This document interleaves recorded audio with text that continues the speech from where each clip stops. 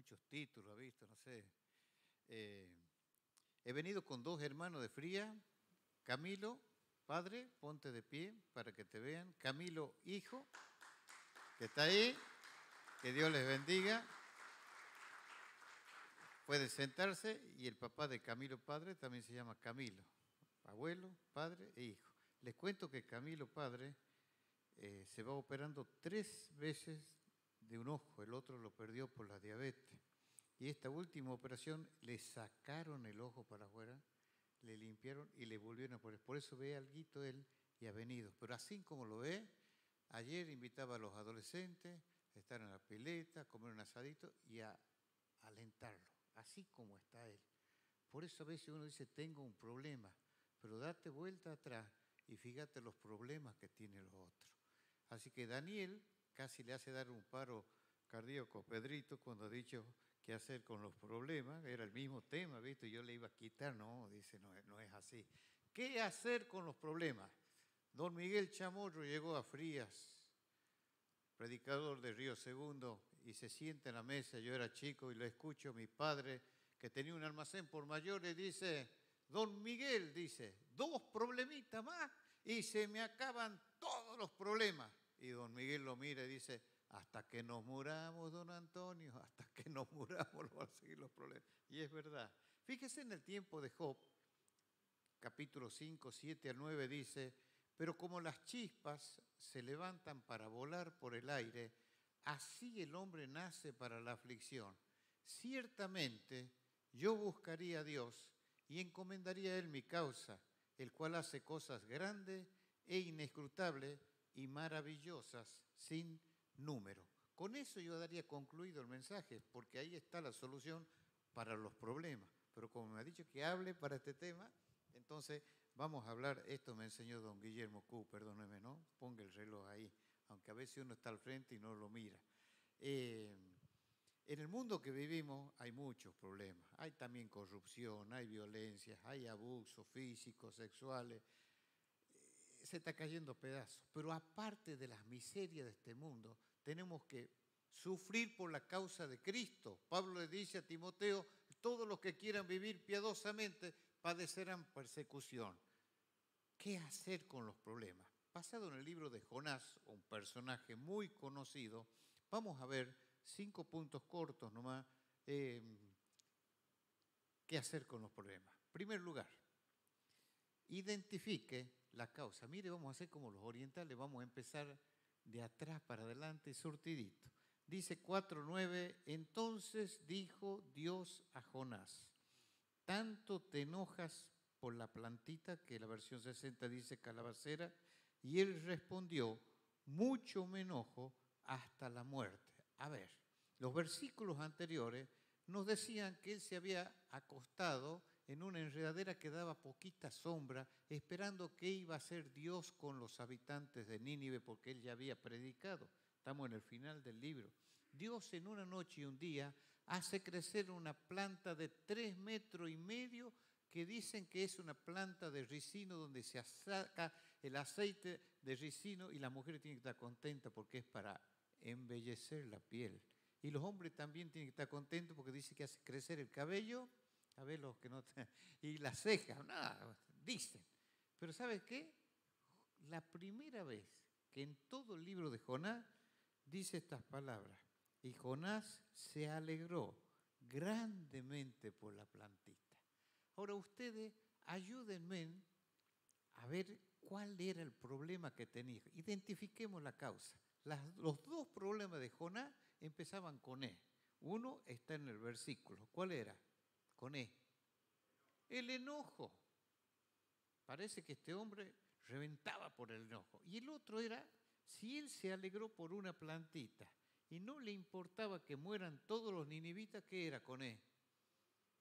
El egoísmo. Esas eran las 2 cosas que tenía Jonás.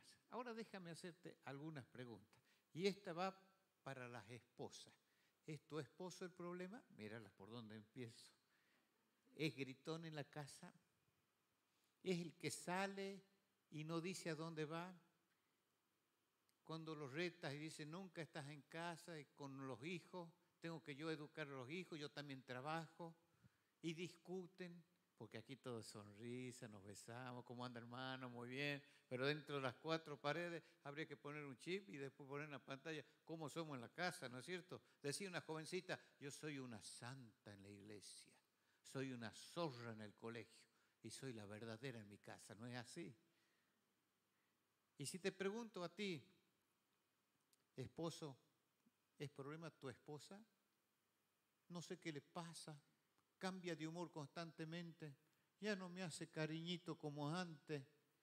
Mira las varices que tiene, claro, como si él fuera, se le cae el pecho, ¿viste?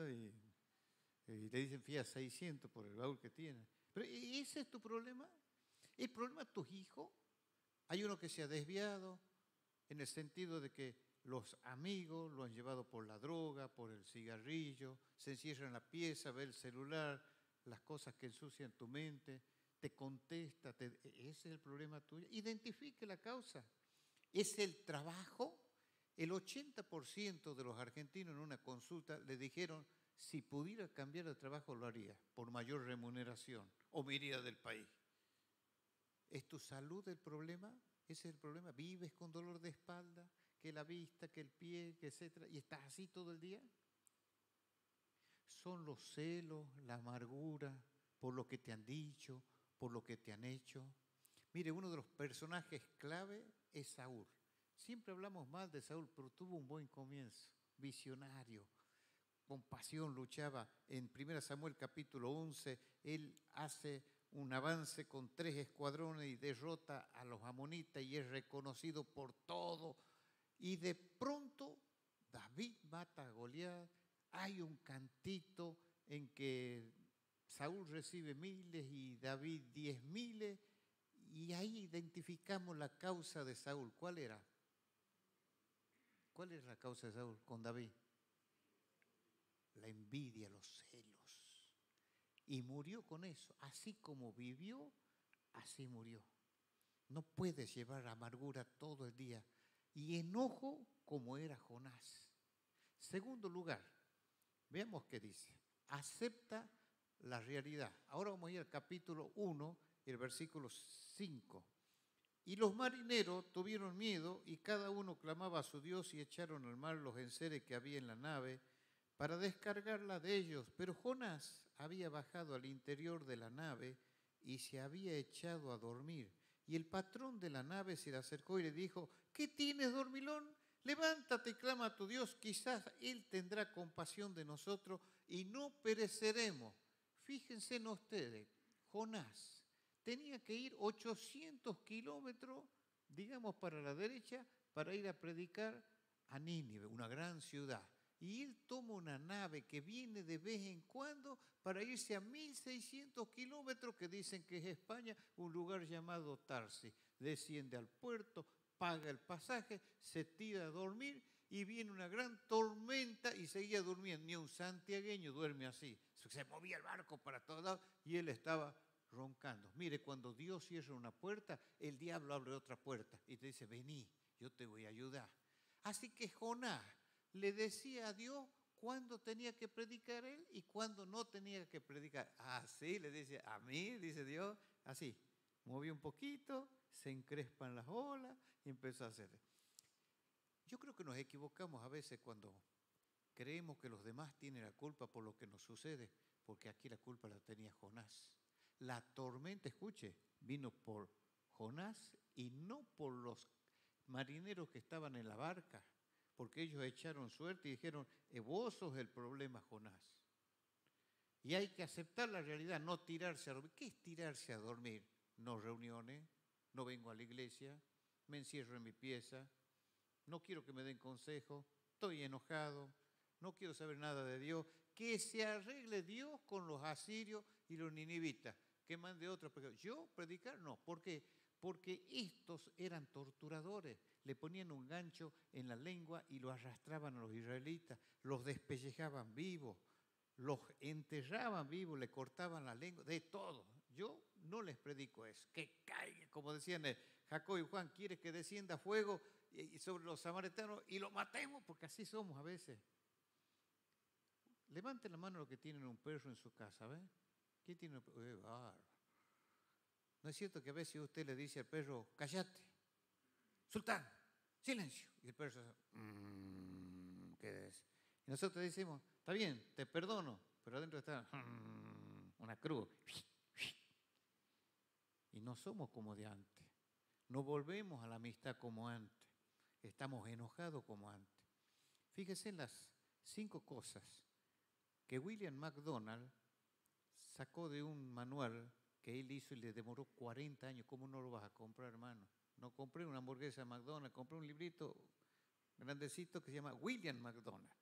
Estas son las reacciones cuando vienen los problemas. Podemos desalentarnos y bajar los brazos renunciando a todo. De esto he visto mucho, hermano. Parece que la semilla cayó en pedregales.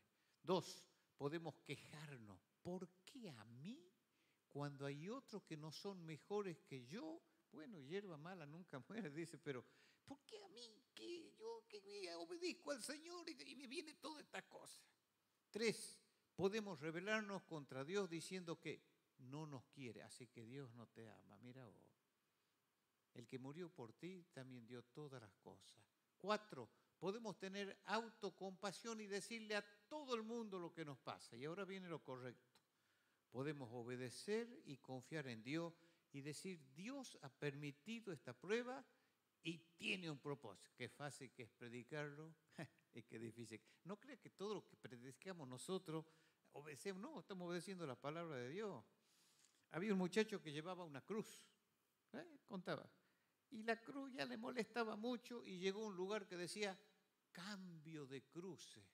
Entonces entra y dice, disculpe, ¿cuánto me va a costar cambiar la cruz? Nada. Aquí es cambio de cruz. Usted entrega la cruz y saca otro. Y ve una cruz llena de rosas. Esta está linda, dice. Y se la lleva. Pero cuando llevaba, ¿qué le pinchaba? Las espinas. No, vuelvo. A la media cuadra vuelta. ¿Puedo cambiar la cruz? La que quiera usted. Y ve una de oro, de plata y de piedras preciosas. Esta cruz, ¿sabe cuando me ve a la gente? Una cruz de oro, de plata. Y mientras la llevaba, le pesaba. Una cuadra logra, se vuelve otra vez. ¿Puedo hacer? La que quiere el vendedor lo veía ahí. Bueno, no ganaba plata, era un cambio de cruz. Hasta que encuentra una espectacular. La pone, que bien, 1 cuadra, 2 cuadras. A la 7ª cuadra la mira, era la misma cruz que él tenía, la que tenía que llevar. La prueba que Dios te ha dado a vos y a vos, hermano, es la que tiene que llevar. No es lo mismo la tuya que la otra. Yo me caí hace 15 días, me golpeé el coxis, el huesito de la alegría, donde termina la columna. ¿Para cómo pongo en internet? Dice de 4 a 8 semanas. Y ahí tomo un remis el otro día y digo, lléveme allá 6 cuadras porque no, ¿qué dirección? ¿Sabe qué? No puedo caminar. Y me dice el remisero, ayer le cortaron la pierna a mi mamá. Me quería meter bajo el asiento del auto, hermano. Pero ¿por qué? ¿Por qué tenemos que quejarnos? Acepte la realidad. ¿Sabe, hermano, que estaba pensando todo lo que Santiago, la iglesia de Calle Salta, ha pasado? Partió mi tía Elén, porque todos son primos segundos. Le veo a la Ani y me acuerdo de Luisito. ¿Cómo no nos vamos a acordar? De Edgardo. Estábamos desayunando con mis hermanos en la Yel y le fue la última vez que lo vi a Edgardo en silla de ruedas. Me acuerdo de Oscacho, que lo estaba esperando en el picnic, y me dice, Oscacho está en el cielo, no podía creer. Mi tío Marcelo, mi tía Cristina, Marcela Watt. Y ahora hace 3 días me mandan un mensaje que murió Pepe Arjona, 67 años. Yo tengo 66. Y digo, así nos vamos, hermano. La vida es fugaz, frágil. Estamos discutiendo, enojados, no perdonándonos. Cuando el Señor nos dice, aceptar la realidad. Y esta es la bendición que tenemos, que cuando partimos sabemos que vamos a estar con el Señor. Pero Jonás se tiró a dormir. Tercer lugar. Fíjense en ustedes que pasamos otra vez el capítulo 4. Sea optimista. Esto vale la pena leer. Pues lo voy a leer del 1. Jonás se apesadumbró en extremo y se enojó. Este hombre tenía mucho problema con el enojo. Y oró a Jehová y dijo, ahora, oh Jehová, ¿no es esto lo que yo decía estando aún en mi tierra? Por eso me apresuré a huir a Tarsis, porque sabía yo que tú eres Dios clemente y piadoso, tardo en enojarte y de grande misericordia, y que te arrepientes del mal. Ahora pues, oh Jehová, te ruego que me quites la vida, porque mejor es la muerte que la vida. Y Jehová le dijo, ¿haces tú bien en enojarte tanto? Era profeta, hermano. Y él estaba sentado esperando a ver qué iba a hacer Dios con su... Ya los había perdonado. Se calcula que había 600.000 habitantes. Si Pedro en una prédica se convirtieron 3.000, esta fue la prédica más grande. Ni una palabra de amor, 8 palabras de juicio. Caminando enojado Jonás. De aquí a 40 días, Nínive será destruido. De aquí a 40 días, Nínive será destruido. Como para que no se convierta. Desde el rey hasta el siervo fueron tocados porque es la palabra de Dios, no hay caso, ¿no? Se pusieron ropa áspera, se tiraron ceniza en la cabeza, se arrepintieron y Dios dice, bueno, listo, los perdono, pero Jonás no quería que los perdone. Mis pensamientos, dice Dios, no son tus pensamientos y mis ideas no son tus ideas. No dudo que todos pasamos por depresión. Miren ustedes, poderoso Elías. 450 profetas, desciende fuego del cielo, lo degollan en el arroyo de Sison, parece Superman, y viene una frase de Jezabel, mañana a estas horas te quito la vida, a correr. Pero ¿qué hace una mujer, no?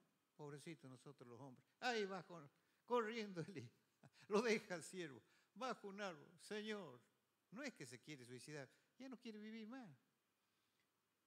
¿Te ha pasado a vos y a mí? Como Juan el Bautista.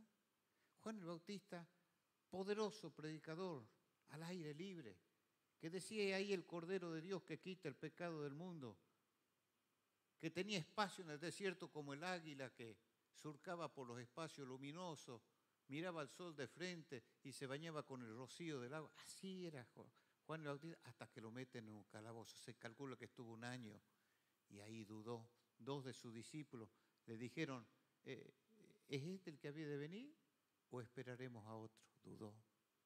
Y vos y yo a veces somos muy pesimistas. Anda a comprar la lechuga, anda a ver los precios que están. ¿Está mala la cosa? Mala, decimos nosotros, y somos condescendientes. Esto no se ha visto nunca. Bueno, pero hablarle del Señor, hablarle de algo que sea optimismo. ¿Ustedes se acuerdan los 12 espías? Cuando fueron, ¿qué dijeron 10 de ellos? No podemos contra ellos. Y los otros, ¿qué dijeron? Lo comeremos como pan. Escuche eso. 10 de ellos se dejaron impresionar por el tamaño de los gigantes y 2 de ellos se dejaron impresionar por el tamaño de Dios. 2 de ellos dijo, nos volvamos a Egipto. 10 de ellos dijeron, nos volvamos a Egipto. Y 2 de ellos dicen, vamos a una tierra que fluye leche y miel. ¿Pero te das cuenta? Tenía razón mi padre cuando decía, hay de todo en la viña del Señor. Mire, hay hermanos canoas, hay que remar con ellos, ¿no es cierto? Hay un hermano que yo le decía, hermano carretilla, porque había que ir a la casa, buscarlo, suba hermano, si no, no va a la iglesia. Hay hermanos lucecitas de Navidad, ¿sabía usted? Se prenden y se apagan. Hola hermano, ¿cómo está? A los 3 meses vuelve. ¿Todo bien en la iglesia? Y el otro está todos los domingos, sábados.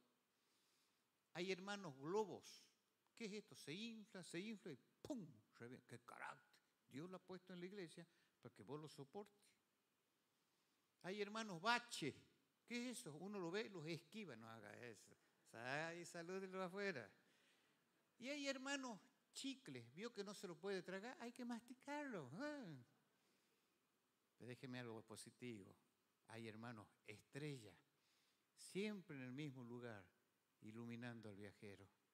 No hay que aplaudir a aquel hermano que hace 20 años se ha ido al mundo, ha vivido como el hijo pródigo y ahora viene el aplauso. No, hay que aplaudir a ese hermano que ha perseverado todo el tiempo en el camino del Señor y ahora sigue adelante. Sea optimista. Penúltimo lugar. Voy cumpliendo bien el tiempo, ¿no es cierto? ¿Qué dice ahí? Tome actitudes, otra vez el capítulo 1, dice, y Jonás se levantó para huir de la presencia de Jehová a Tarsis, descendió a Jope, halló una nave que partía para Tarsis y pagando su pasaje, entró en ella para irse con ellos a Tarsis, lejos de la presencia de Dios. Pero ¿cómo vas a huir de Dios?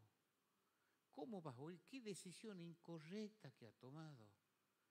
Él era profeta, dice el Salmo 139, si subieron al cielo, allí estás tú, si descendieron los abismos, allí estás tú, Dios está en todas partes, no podemos escondernos de Él.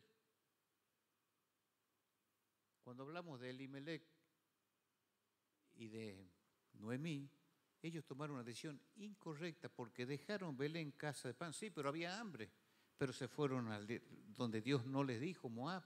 10 años murió el esposo, murió los 2 hijos y ella volvió. Hay un detalle que no escucho mucho yo de la plataforma, ¿sabe qué? Que cuando llega Noemí, ¿qué dijeron las que estaban allí? ¿No es esta Noemí? Y ella dice, no me llamen Noemí, sino llámenme Mara. Quiere decir que había gente que había quedado en Belén, que no se había ido. ¿No es esta Noemí? Se habían quedado ahí. Consejo, hermano, cuando la nube se mueva, vaya. Hoy tengo un sobrino que se va a España el 3 de marzo con su esposa y con su hijita. Y le dije, haz una oración que me enseñó un siervo de Dios. ¿Qué? Haz un milagro, Señor. Porque dice, tengo para quedarme 6 meses. Mi esposa es peluquera y tiene trabajo, yo no. Cuando llegues a España, dile al Señor, haz un milagro, Señor. Mucha gente no sabe qué hacer. Y a veces toma decisiones incorrectas. Como aquel joven rico que se fue y no quiso vender sus cosas. Una cosa te falta, le dijo el Señor, que una cosa es todo en la vida. Al pobre, ¿qué le falta? Riqueza. ¿Y al muerto qué le falta? Vida. ¿Y al preso qué le falta? Libertad. Y a este que estaba teniendo toda la plata, el Señor le dice, vende lo que tienes y seguime, porque a Zaqueo no le dijo eso cuando dio la mitad de sus bienes. Hermano, haz como Esther. Entró en la presencia del rey cuando no era el tiempo, estiró el cetro, tocó la punta y salvó la vida de ella y de miles de judíos. Estando en Guayamba, en Catamarca, aquí, un lugar donde baja mucho la temperatura, ahora creció el río, a veces se corta la luz, a veces no hay agua, y hay un grupo donde hay más de 120 santiagueños que tienen casa en Guayamba, y leo ahí los mensajes, y un día estábamos con mi hijo y 2 hermanos, y dice, pasa el Dakar por Guayamba. Ajá, dije yo, y me acosté ahí, a 3 kilómetros, pero no lo van a poder ver porque no pasa por el camino, sino un camino transversal de tierra, por ahí pasa el Dakar. Vamos a verlo. No, hay que entrar a las 10 de la noche porque cierran el camino. Y había un lugar a 700 metros, dice, donde hay para descansar ahí, nos van a dar desayuno. ¿Y dónde hay que dormir? En el auto, me dice. No, yo estaba acostado así. Sale mi hijo con una linterna, 9:30 de la noche, con una campera y una gorrita. ¿Qué haces ahí, panza arriba, papá? ¿Cuándo vamos a ir a ver un Dakar? Tu primo Carlito va a la Sierra de Córdoba con el frío un día antes. 3 kilómetros. Van a pasar el Dakar mundial, me dice. Me hizo ir con el auto medio desganado. Doblamos a la izquierda, nos sentamos ahí en el auto durmiendo hasta las 8 de la mañana. Tomamos el desayuno, 8:30, se escucha la primera moto. Una curva justito, toda la tierra se nos venía. Pasa el cuatriciclo y pasan los autos, fotos, grabaciones. 12:30 termina todo. Llego a la casa y entro al cuarto y le digo a mi esposa estas palabras. Menos mal que fui al Dakar, porque hasta el día de hoy mi hijo no lo iba a... Tomé una decisión correcta. ¿Se da cuenta, hermano? ¿Qué hacer con los problemas? Bueno, identifique la causa, acepte la realidad, sea optimista, tome decisiones correctas. Y ahora lo más lindo, busque la ayuda de Dios. Dice Jonás 2:1. Entonces oró Jonás a Jehová, su Dios, desde el vientre del pez. Desde el vientre. Dice, ¿cuál es la posición correcta para orar? De rodillas, dice uno. El otro dice, yo estoy sentado ahí porque tengo artrosis. Bueno, está bien. El otro dice, yo estoy acostado aunque a veces me duermo. Dice. Y dice uno, yo estaba en el 7º piso, en un andamio, y se cortó y quedé colgado. De ahí oré, esa mejor posición, clamé al Señor. Este oró dentro de un pez. El versículo 7 dice, cuando mi alma desfallecía en mí, me acordé de Jehová. ¿Por qué tenemos que acordarnos de Dios como tocamos fondo? También está mal la oración de Jacob, Génesis 28, 20. Señor, es una oración condicionante. Si tú me guías en el viaje, me das comida, me das vestido, me haces regresar en paz, tú serás mi Dios. Si me das un auto nuevo, una casa nueva, una chica linda, un muchacho rubio, no es así. ¿Y cómo tenemos que orar? Como Habacuc, capítulo 3, versículo 17. Los 3 árboles frutales estaban secos, aunque la higuera no florezca, ni en las vides haya fruto, aunque falte el producto del olivo y los labrados no den mantenimiento y las ovejas sean quitadas de las majadas y las vacas de los corrales. Con todo, tú serás mi Dios y yo me alegraré en ti. Jehová es mi fortaleza, el cual hace mis pies como de cierva y en mis alturas me hace andar. Hermano, no hay nada más hermoso que buscar al Señor. Cuando Gedeón no sabía qué hacer, porque de 30.000 soldados le quedaron 300 para pelear contra 185.000 personas, el Señor dice, yo voy a ser el que te dé la victoria. Y tal vez no sepas qué hacer en estos momentos con un montón de problemas que tienes. Encima se te agregó otro. O tienes problemas en la misma familia, con algún familiar, no sé.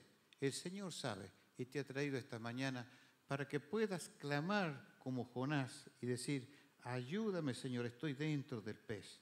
No sé cómo salir de aquí, pero hay una mano extendida de amor y de misericordia que te va a agarrar y te va a sacar de ese lugar para decir, yo te voy a abrir la puerta y te voy a dar la solución. Muchacho llamado José Scriven, con esto termino, estaba por casarse y la novia se ahogó en el río 3 días antes de su casamiento. Eso es muy triste. Los himnos que tenemos en el himnario han sido más que nada escritos en los momentos de dolor y en los momentos de sufrimiento.